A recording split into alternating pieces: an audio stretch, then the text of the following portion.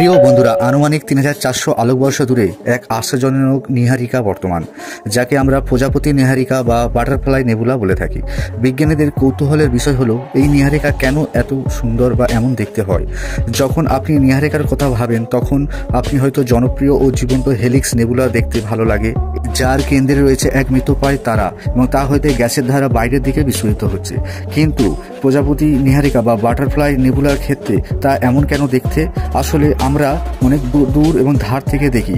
আসলে গ্রহ তারার মৃত্যুর পর গ্যাস দুই দিক থেকে বেরোতে থাকে, যার জন্য তা অনেকটা প্রজাপতির ডানার আকার নেয়। মহাকাশচারী বা বিজ্ঞানীদের মতে এর কেন্দ্রে কোনো তারা নয়, বরং দুটি তারা পরস্পরকে তারা প্রদক্ষিণ করছে, যা থেকে অত্যাধিক গ্যাস বা ধাতু সর্পিল আকারে বিশ্বব্রহ্মাণ্ডে ছড়িয়ে পড়ছে।